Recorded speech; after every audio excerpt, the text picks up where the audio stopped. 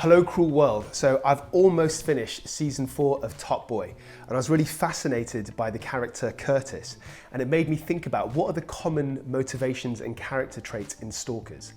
Is Curtis's behaviour typical of a stalker? And what are his specific life circumstances and also the company that he keeps, his peers? How do they kind of drive and even permit his stalking behaviour? All of that, plus what is my brief review of season 4 of Top Boy? I'm going to discuss all of those things in this episode. My name is Dr. 𝗂𝗵𝗿𝗲. I'm a consultant forensic psychiatrist. You can call me the ominous 𝗂𝗵𝗏𝗏𝗏. I assess mentally disordered offenders for a living so that you don't have to. If you like your true crime with a twist of psychiatry, this channel is for you. Okay, so let's get into it. While I was watching Top Boy, I couldn't help but analyse Curtis's stalking behaviour, and I was thinking to myself, I would love to educate my children, not just theoretically, but actually analysing Curtis's stalking behaviour and his own personal character traits. When I say children, I mean you, obviously, dear viewers, and if that sounds patronising, that's because it totally is. So, first question, does Curtis fit the profile of a typical stalker? That's a trick question because there is no such thing as a typical stalker. There are lots of different motivations and intentions and a smorgasbord of disparate key personality traits that I'm about to break down for you. Some culprits who stalk have a specific mental illness, but on the other hand, some can be relatively high functioning and even successful. So judges, Premiership footballers, and even politicians have been accused of this type of behaviour, as if we needed more reasons to dislike politicians. I think you could even argue that Curtis is relatively successful as an arms dealer. He's got a nice pad, he's got a crew, he's not in prison, he's got a pregnant wife, the victim Lauryn, with a son on the way, so you know, he fits all the criteria. Demographically, contrary to popular belief, stalking is actually less likely to be committed by a stranger than an ex-partner. So in fact, 80% of victims reported that they knew their stalker in some form or another. And although perpetrators can come in many ages and shapes and sizes, the most common type are men in their 30s, and the most common type of victim are women in their late teens or 20s. Now I'm totally guessing here, but I would estimate that Curtis is probably what? Late 40s, and the victim Lauryn is, I'm guessing, maybe mid 30s. So from my clinical experience, the most common motivations for stalking include a desire to reclaim a prior relationship or a sadistic urge to torment the victim. So I think Curtis quite neatly fits into the former category, whereas his psychopathic sister V fits into the latter category. She's a nightmare, you have to admit. She's not as physically imposing as Curtis, but she's totally impulsive, constantly hostile, and just always on the edge of flipping out. She's a scary individual. Stalking is often committed by culprits who have been spurned or rejected. Surprise, surprise, they tend to be narcissistic, they tend to feel entitled, and they tend to have very sensitive, easily bruised egos. So I think Curtis fits into all of these categories, despite being able to maintain quite a calm exterior. Often stalkers have deep-rooted misogynistic views, such as women cannot be trusted. Curtis frequently insinuates that Lauryn was unable to care for herself and even make her own decisions. And stalkers often show this kind of behaviours in the relationship if there was a prior relationship before they even carry out their stalking behaviour. So typically they'll be checking text messages, they'll be permanently paranoid of infidelity. And Curtis was constantly wanting to know who Lauryn was with and where she was. He even took her phone away from her, with the premise of saying that it's, you know, damaging her mental health, social media, etc., but obviously we all know that it's just another form of control. So I think Curtis has a complete lack of insight about his weird and imposing personal boundaries. But in his mind, he feels completely justified. He believes that he's just protecting his wife and unborn son. In many cases, substance misuse is highly correlated with stalking behaviour. In fact, it's thought that about half of people who end up as stalkers have some kind of substance misuse issue, which kind of makes sense when you think about it, because intoxication leads to impulsive and disinhibited behaviour, and when people are wasted or high or drunk, they're not necessarily thinking through the consequences of their actions. Having said that, as far as I can tell, that's not relevant for Curtis himself. In addition to all of those things, around half of stalkers have a personality disorder. So very briefly, a personality disorder is different from a mental illness because it's ingrained. It's character flaws that are part of you permanently, as opposed to a mental illness like schizophrenia, which is a change from your baseline self. I'm not going to go into that in a lot of detail, but if you're interested, I've got a video on diagnosing personality disorders.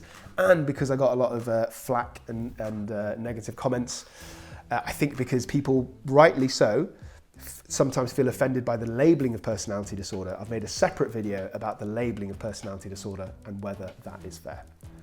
So specifically, I think Curtis probably has antisocial personality disorder, given his trade as an armed dealer, given his kind of lifestyle.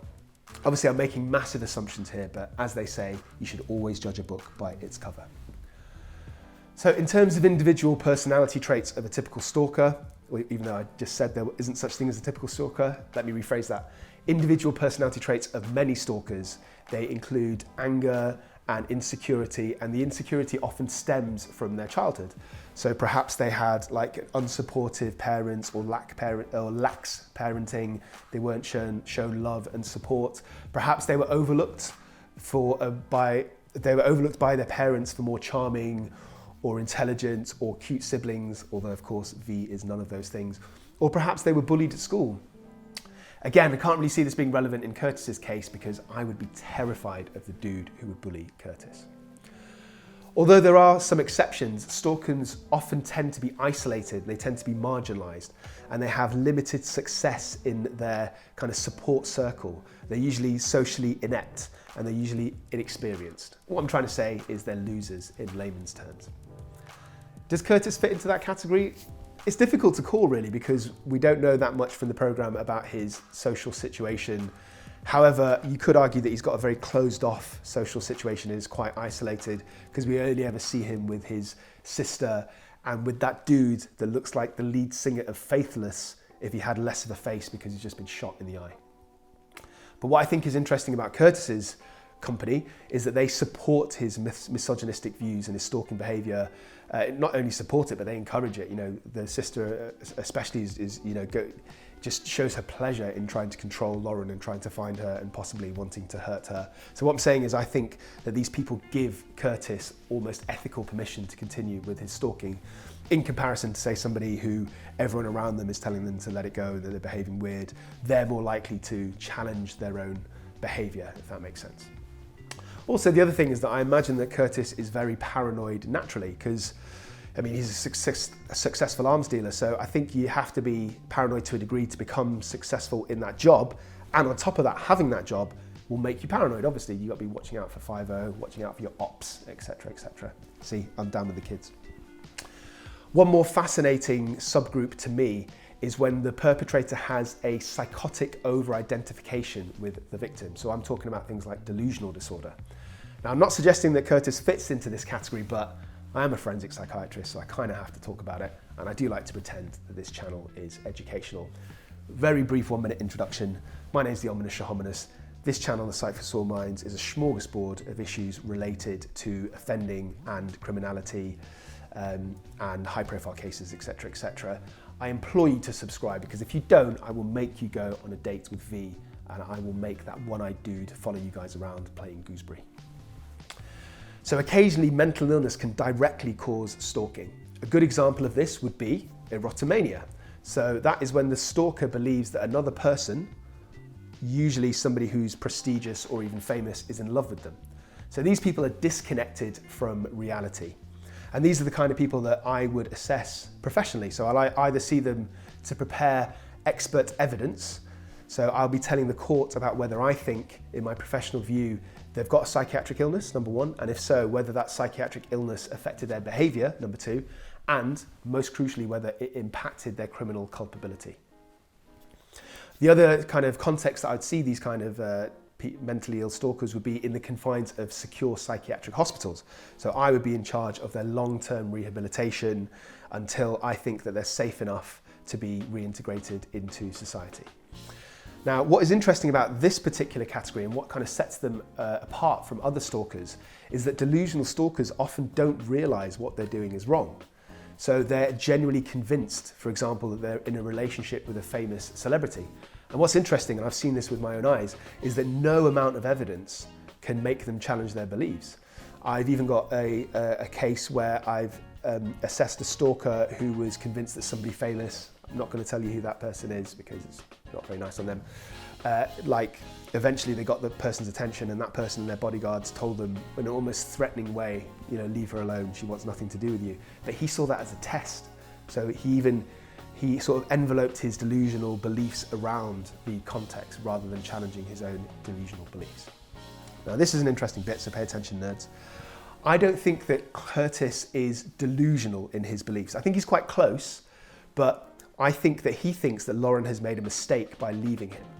So what I'm trying to say is he understands, I think, deep down that Lauryn doesn't want to be with him, he just doesn't care. He feels entitled, as opposed to somebody with a delusional disorder who would genuinely believe that Lauryn wants to be with him and would, for example, believe that she was kidnapped, even if they saw her run away. So I hope that all makes sense. What's interesting to me is that this category, these mentally ill stalkers, these culprits, are potentially easier to spot and easier to catch by the police.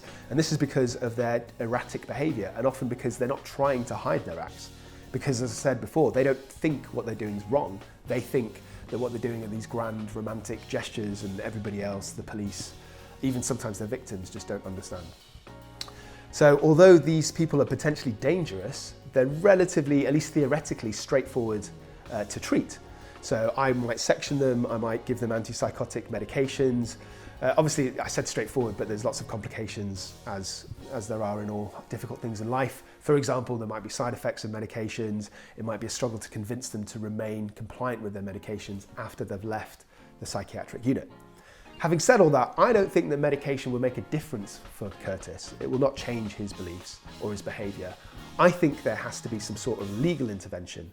So often these are things like restraining orders, now known as non-molestation orders, or even prison. Or maybe 𝐬𝐿 deals out some street justice. I don't know yet, because I'm yet to see the last episode. Okay, moving on.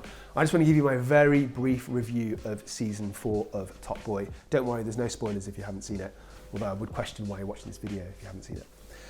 I think Top Boy is absolutely amazing. I think it's got outstanding acting. I think it's quite easy when you're looking at these sort of cool, streetwise gangsters and thugs to just rely on the coolness and just, you know, fill it full of street language, etc., etc.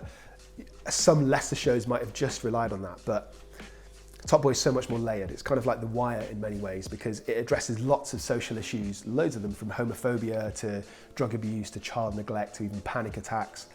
I think one of the things that does the best is that it has very complex characters. So for example, Jamie to me is the most fascinating character because there's so many aspects of him.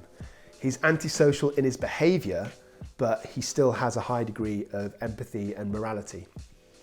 But anyway, dear viewers, if you're interested, I might do a video on him. Let me know if you want to see this in the 𝗁𝗵𝗿𝗄 below. Another aspect that I think is really enthralling and keeps me wanting to watch Top Boy is the convoluted morality of the main characters. So very few of the main characters are fully good or fully bad, and I find myself rooting for almost all of them, even when they're opposing each other. Curtis, I would say, is one of the exceptions. Nobody likes him, he's a piece of shit. I occasionally review or critique other programs, and I usually sort of point out the positives and the negatives, and I have to say, honestly, I'm a bit stumped to think of any negatives. Again, I've not seen the final episode, so I hope the payoff is all worth it, but I think it's flawless. I can't think of anything else to say. What do you think, dear viewers? Let me know in the 𝗁𝗵𝗿𝗄 below. If you're interested in this kind of video, I've also done a full deep dive into the psychology behind stalking with a real life case that I'll tell you about. I've done a psychology behind domestic violence, again with a real life case. And if you like TV program analysis, I've done one on Anna Delvey from the Netflix program Inventing Anna. And I've actually carried out the psychopath test on her to see whether she is a formal diagnosed psychopath or not. Finally, I've done a video on psychoanalyzing internet trolls. Go 𝗬𝗫𝗫𝗫, check them all out. Right, that's enough rambling for me. Let's keep it moving. I ain't got no time for shucking and jiving. Stay 𝗬𝗫𝗫𝗍, and whatever happens, do not forget, I love you.